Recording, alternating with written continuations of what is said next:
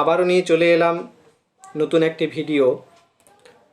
আজকের এই ভিডিওতে আমি একাদশ শ্রেণীর নতুন পাঠ্যক্রম অনুযায়ী সেমিস্টার 1-এর জন্য যে দুটি কবিতাকে রাখা হয়েছে তার মধ্যে এক অনবদ্য অসাধারণ মাইকেল মধুসূদন দত্তের লেখা কবিতা ঈশ্বরচন্দ্র বিদ্যাসাগর, এই কবিতাটি নিয়ে আলোচনা করব। যদি ভিডিওটি ভালো লেগে থাকে, আলোচনা যদি তোমাদের পছন্দসই হয়ে থাকে, তাহলে তোমাদের কাছে একটাই অনুরোধ, পাশে থেকে আমার মনোবল এবং আমার পরিবার, ইউটিউব পরিবারটিকে একটু সাপোর্ট করে দাও। তো বেশি কথা না বলে চলো ভিডিওটি শুরু করি। ঈশ্বরচন্দ্র বিদ্যাসাগর এই কবিতাটি শুরু করার পূর্বে আমাদের একটুখানি পূর্ব প্রেক্ষাপট জেনে নেওয়া প্রয়োজন।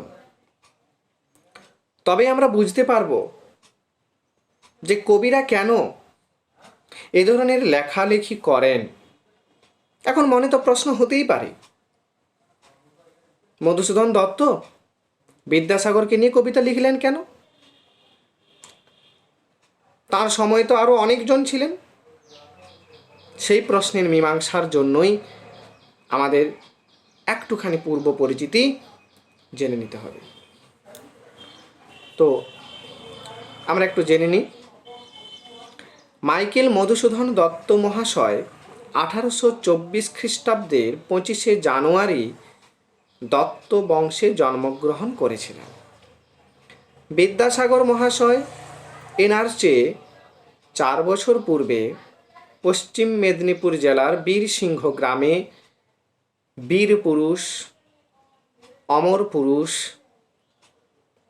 বঙ্গকুলভূষণ ঈশ্বরচন্দ্র বিদ্যাসাগর 1820 খ্রিস্টাব্দে 26শে সেপ্টেম্বর জন্মেছিলেন। অর্থাৎ দেখো, এই যে 4 বছরের অন্তর, অর্থাৎ এনারা দুইজনই সমকালীন সমাজকে এক চক্ষে যেন দেখেছিলেন। তবে সমাজের ভাঙাগোড়ার, সমাজের কথাকে তুলে ধরার বেশি দায়িত্ব যেন বিদ্যাসাগর মহাশয় নিজের কাঁধেই নিয়েছিলেন। আমরা কবিতাটির জন্য যেটুকু পূর্ব পরিচয় জানা প্রয়োজন সেটুকুই আমরা একটু দেখব। মধুসূদন দত্তের প্রথম থেকেই ইচ্ছে ছিল, আমি ইংল্যান্ড যাব, আমি মহাকবি হব। কোন ভাষায়? ইংরাজি ভাষায়। তার স্বপ্ন চরিতার্থ করার জন্য তিনি 1843 খ্রিস্টাব্দের 9 ফেব্রুয়ারি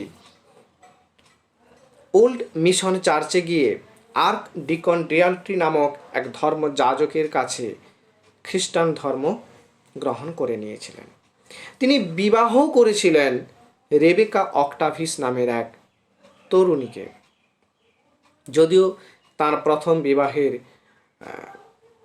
সময়সীমা বেশি দিন দীর্ঘস্থায়ী হয়নি।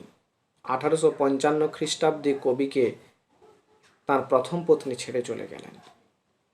1855 খ্রিস্টাব্দে কবিকে তার পিতা ছেড়ে চলে গেলেন। অর্থাৎ তার পিতা 1855 খ্রিস্টাব্দে রাজনারায়ণ দত্ত মহাশয় মারা গেলেন। মধুকবি ওই বছরই হেনরিয়েত্তা নামক এক নারীকে পুনরায় বিয়ে করলেন। 1855 পর মধুকবি একদিন কলকাতায় এসছেন। তখন রামনারায়ণ তর্করত্ন মহাশয়ের এক নাটক রত্নাবলী এর অভিনয় দেখতে গিয়েলেন। অভিনয় যখন তিনি দেখছিলেন, তার অভিনয়ের কলাকৌশল, ভাষাভঙ্গি, বিষয়বস্তু, প্লট নির্মাণ কোনোটাই যেন পছন্দ হলো না। তখন তিনি বললেন, কোথা বাল্মীকি ব্যাস, কোথা তব কালিদাস, কোথা ভবভূতি মহোদয়, অলিখ কুনাট্যরঙ্গে, মজে লোক রাড়ো ভঙ্গে, নিরখিয়া প্রাণে নাহি সয়। তখন গৌরদাস তার বন্ধু তিনি বললেন, মধু, তুমি বাংলা ভাষা নিয়ে কেন চর্চা করছো না? বাংলা ভাষা আমাদের মাতৃভাষা, তুমি এ ভাষা তো মহাকবি হবার স্বপ্ন কেন দেখছো না? প্রথম দিকে মধুকবি কিন্তু এটা নিয়ে ভাবতেন না, কিন্তু বাংলা ভাষার দৈন্যতা দেখে তিনি সিদ্ধান্ত নিলেন বাংলার জন্য তিনি লেখনী ধারণ করবেন। এবং তার পরের বছর 1859 খ্রিস্টাব্দে তিনি এক নাটক রচনা করলেন, যার নাম শর্মিষ্ঠা। অর্থাৎ বাংলা সাহিত্য জগতে মধুকবির আবির্ভাব আমরা ধরেই নিতে পারি বা বলতেই পারি নাট্যকার রূপে। তিনি বেশ কয়েকটি নাটক লিখলেন এবং তারপর তিনি হাত দিয়েছিলেন কাব্য কবিতা লেখার ধারাতে। 1860 থেকে 1866 পর্যন্ত তিনি লিখলেন বেশ কয়েকটি কাব্যগ্রন্থ। যে কাব্যগ্রন্থের মধ্যে একটি গ্রন্থ হচ্ছে চতুর্দশপদী কবিতাবলী, 1866 রচিত। সেই চতুর্দশপদী কবিতাবলী গ্রন্থের অন্তর্গত আলোচ্য কবিতাটি। এই কবিতাটি একটি সনেট জাতীয় কবিতা এবং বাংলা ভাষায় প্রথম সনেটের রচয়িতাও কিন্তু আমরা বলতেই পারি মধুসূদন দত্ত।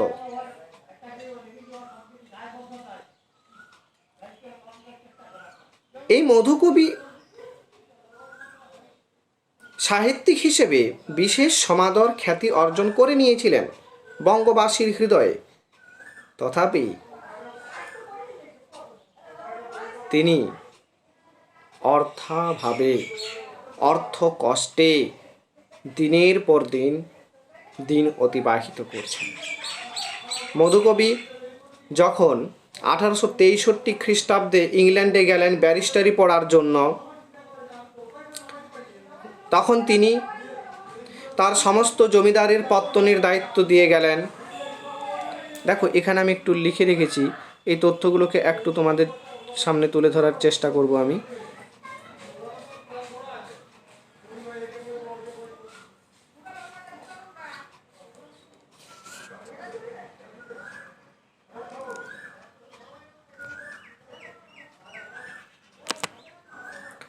মহাদেব চাটুর্যে নামক এক ব্যক্তিকে, দেখো আমি যে লেখাটা লিখেছি সেই লেখাটাকে আমি একটু লাইন ধরে ধরে পড়ে দিই, ইতিহাস পরিষ্কার হয়ে যাবে। লন্ডনে ব্যারিস্টারি শিক্ষার জন্য ভর্তি হলেন মধুকবি। সময়টা ছিল 1862 থেকে 63। তার ইচ্ছে ছিল শুধু কবি মধুসূদন নয়, Michael M.S. Dutt esquire of the inner temple barrister at law বলে জানবে তাকে সকলে। মধুসূদনের কলকাতার জমিদারির সমস্ত সম্পত্তির পত্তনের দায়িত্বে ছিল মহাদেব চাটুর্যে নামে এক ব্যক্তি, যিনি নিয়মিত মধুকে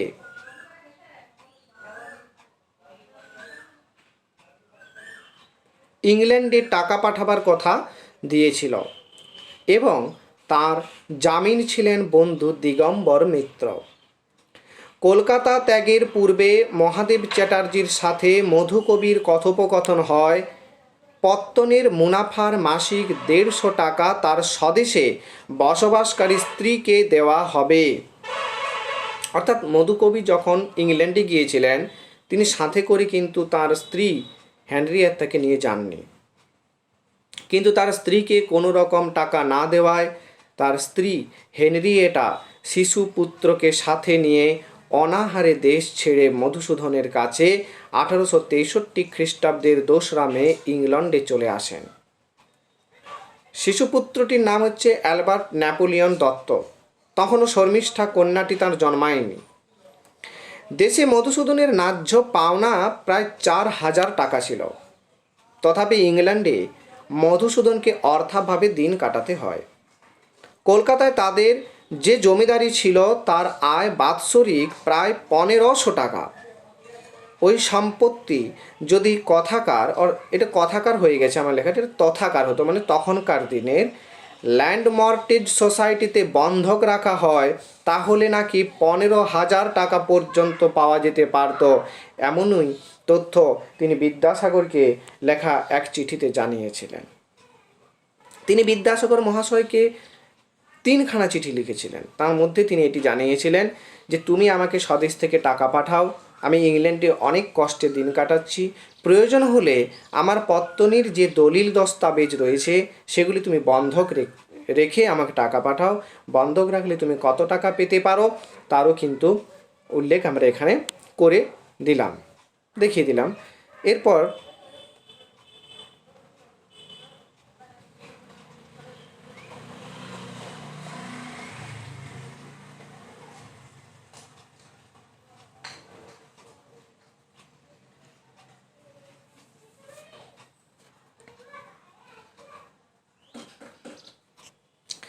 বিদেশে মধুসূদনের অবস্থা বনবাসী রামচন্দ্রের মতোই হয়ে উঠেছিল।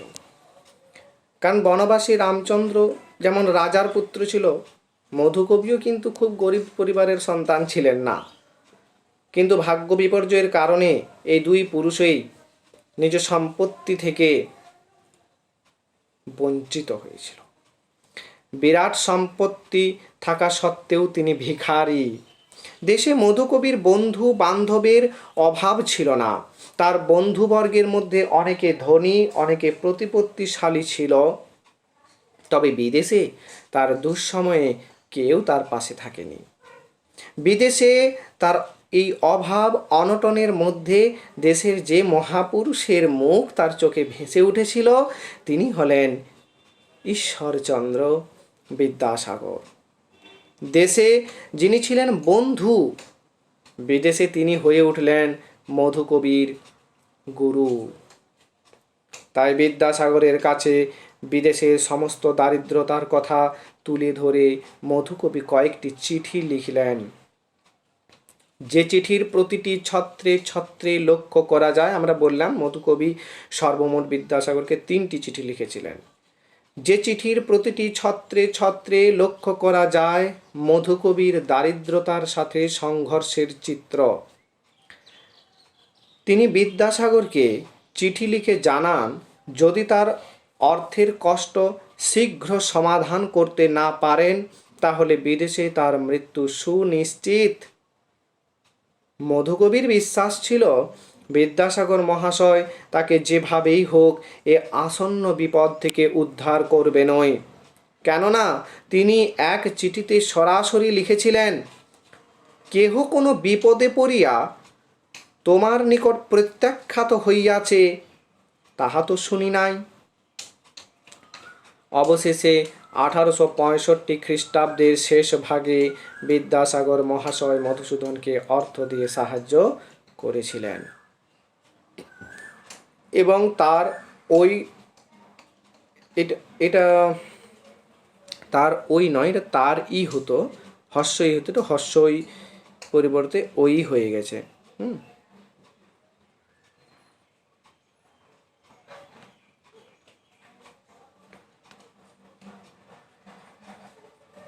এটা হস্যই হবে। এবং তার ওই স্তুতি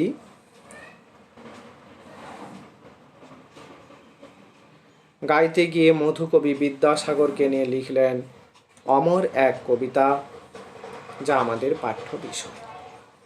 তাহলে আমার মনে হয় যে এই কবিতাটি কেন মধুকবি লিখলেন তা তোমাদের কাছে বেশ পরিষ্কার, এবং এই তথ্য পরিবেশন করতে আমাকে যথেষ্ট বই পড়তে হয়েছে।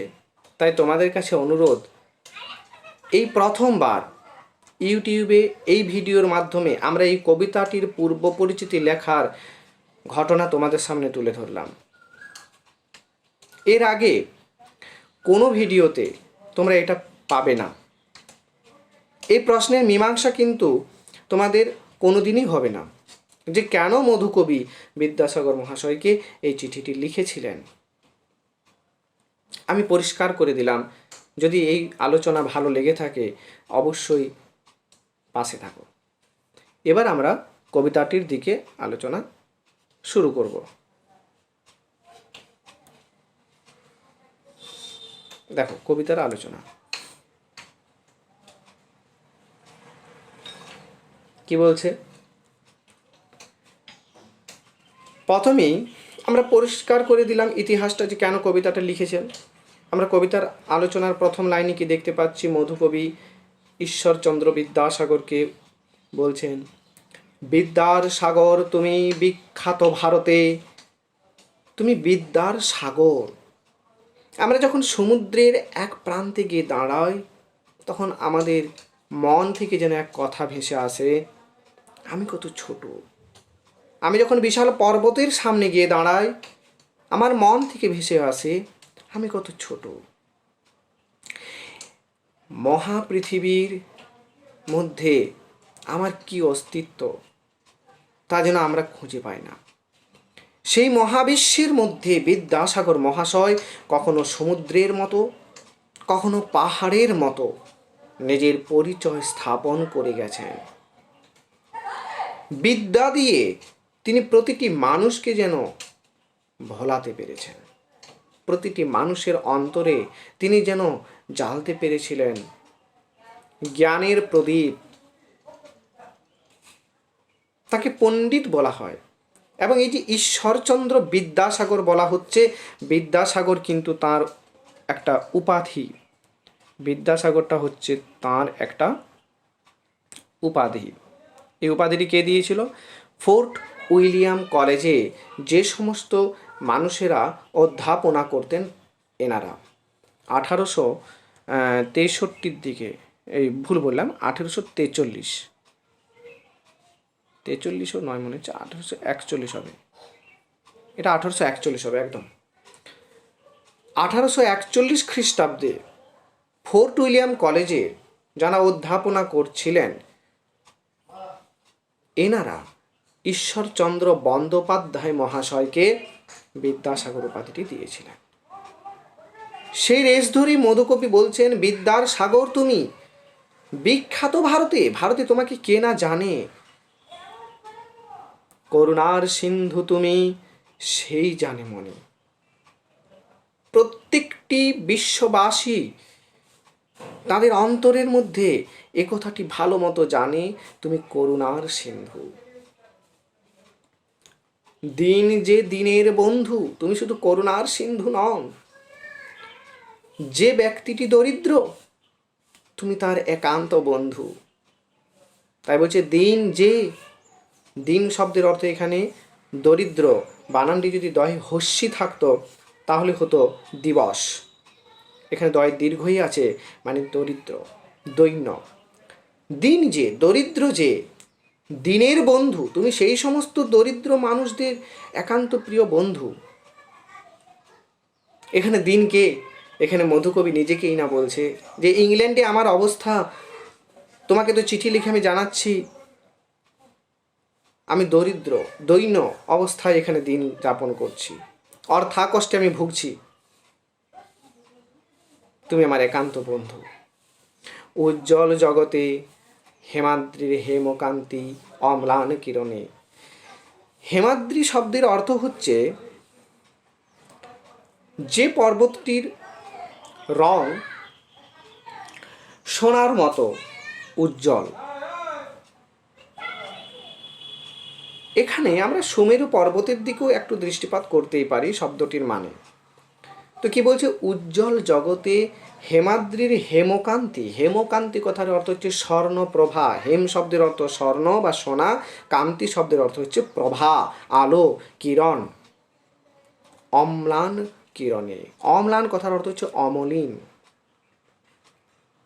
সুন্দর ঝকঝকে আলোয় যেমন পৃথিবীর অন্ধকারকে দূর করে দেয়, ঠিক তেমনিভাবে ঈশ্বরচন্দ্র বিদ্যাসাগরের সান্নিধ্যে যে ব্যক্তিরা থাকার সৌভাগ্য লাভ করে তাদের সমস্ত দুঃখ যেন এই মহান ব্যক্তিটি হরণ করে নেয়। তাই দেখো বলছে, কিন্তু ভাগ্য বলে পেয়ে সে মহাপর্বতে যে জন আশ্রয় লয় সুবর্ণ চরণে। ওই চরণের আশ্রয় পাবার জন্য ভাগ্যবান হতে হয়। সবাই সেই চরণের ঠাঁই পাবে না। সেই চরণের ঠাঁই পাবার জন্যেও তাদেরকে ভাগ্যবান হতে হবে।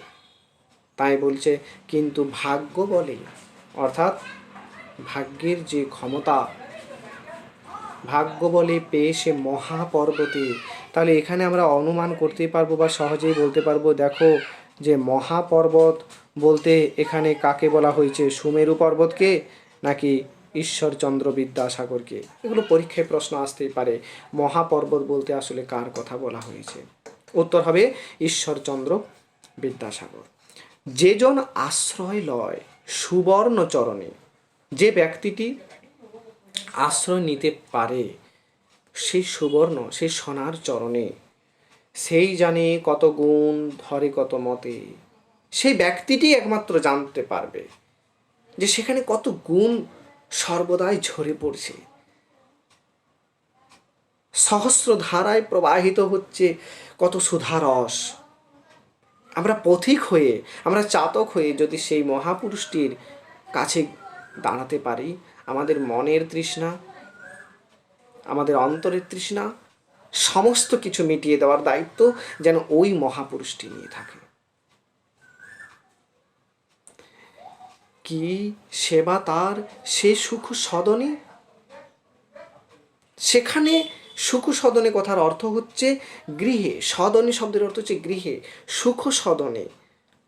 যেখানে আমরা যাব, যেখানে বিদ্যাসাগর মহাশয় রয়েছে, সেখানে কত সুখ আছে, কত শান্তি আছে। অর্থাৎ এখানে গৃহ বলতে শুধু বিদ্যাসাগর মহাশয় যে বাড়িতে রয়েছেন সেটি নয়, তিনি যে এলাকায় রয়েছেন, তিনি যে রাজ্যে রয়েছেন, তিনি যে দেশে রয়েছেন, সবটাই যেন শান্তির নীড় করে দিয়ে গেছেন। তারপরেই দেখো আরও তাকে বিশেষিত করছে, দানে বাড়ি নদীরূপ বিমলা কিঙ্করী। দানে কথার অর্থ হচ্ছে যে দান করে, অর্পণ করে, বিলিয়ে দেয়। বাড়ি শব্দের অর্থ হচ্ছে জল। নদীরূপ কথার অর্থ হচ্ছে নদী।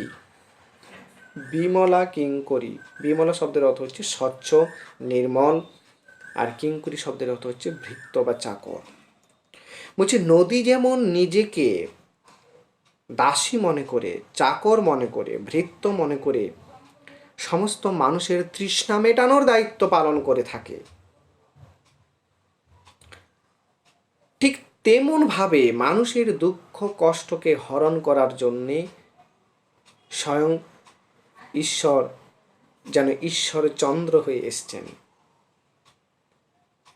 এই লাইনটির মানে আশা করি বুঝতে পেরেছ।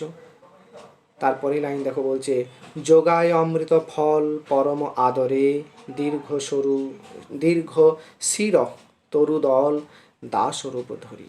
কি বলছে? দীর্ঘ শির, লম্বা শির যার, তরুদল গাছেদের কথা বলা হচ্ছে, যে সমস্ত গাছেরা স্থিরভাবে দাঁড়িয়ে থাকে, অবিচলভাবে দাঁড়িয়ে থাকে, মাথা উঁচু করে দাঁড়িয়ে থাকে, কেমনভাবে? সেই নদীর মতো দাসভাবে। নদী নিজেকে দাসী ভেবে পরে কি বিলিয়ে দিচ্ছে? তার সমস্ত জল। ঠিক তেমনভাবে গাছ বিলিয়ে দিচ্ছে তার ফল। আমরা একটা সময় পড়েছিলাম এক কবিতায়, নদী কভু পান নাহি করে নিজ জল, তরুগণ নাহি খায় নিজ নিজ ফল। নদী সমস্ত তৃষ্ণার্ত ব্যক্তিদের তৃষ্ণা মিটিয়ে থাকে, কিন্তু নদী কখনো নিজের জল খাবার সৌভাগ্য করতে পারে না। ঠিক তেমনভাবে বৃক্ষ, গাছ ফল দিয়ে, ফুল দিয়ে মানুষের সেবা করে থাকে, কিন্তু গাছ কখনো নিজের ফল খায় না। এরপরে দেখো বলছে, পরিমলে ফুল কুল দশদিশ ভরে। পরিমলে শব্দের অর্থ হচ্ছে ফুল, চন্দন প্রভৃতির সৌরভে। পুষ্পচন্দনের সৌরভে গাছ চারিদিকে কি করে? 10 দিককে একেবারে ভরিয়ে তোলে। শুধু তাই নয়, গাছ আরও কাজ করে। তাহলে গাছ কি করছে? ফল দিচ্ছে, গাছ ফুলের সুবাসে চারিদিকে ভরিয়ে তুলছে। তার পাশাপাশি দিবসে শীতল শাসী ছায়া বনেশ্বরী, যখন দিনের বেলায় প্রচণ্ড উত্তপ্ত গরমে আমরা পথের মধ্য দিয়ে হেঁটে যাই, ক্লান্ত পথিক কিছুক্ষণ আরাম পাওয়ার জন্য, শরীরকে একটু শান্ত করার জন্য, গরমের হাত থেকে নিজেকে রক্ষা করার জন্য এই গাছের ছায়ায় কিছুক্ষণের জন্য বিশ্রাম নেয়।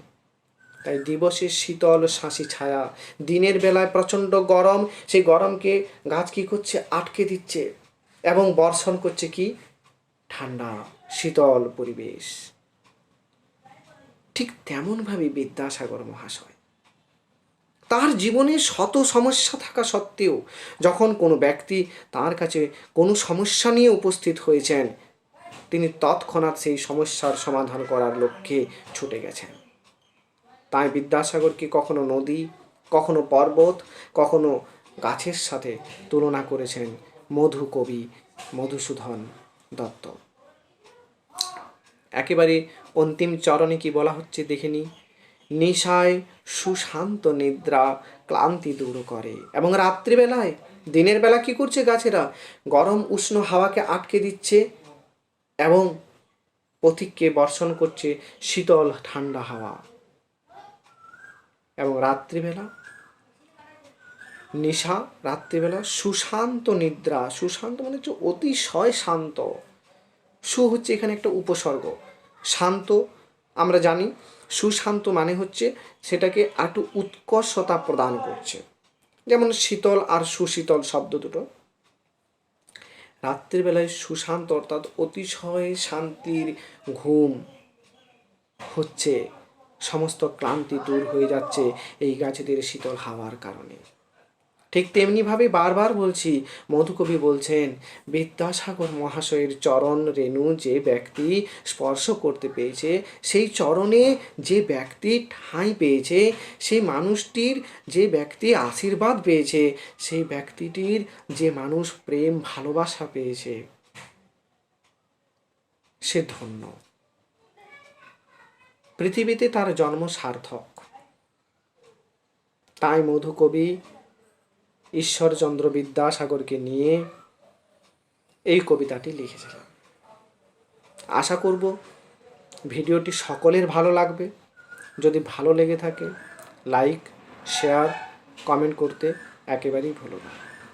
এভাবে প্রতিটি অধ্যায় ধরে ধরে আমি তোমাদের জন্য একের পর এক ভিডিও দেবার চেষ্টা করে যাব। তোমরা শুধু পাশে থেকো। ধন্যবাদ।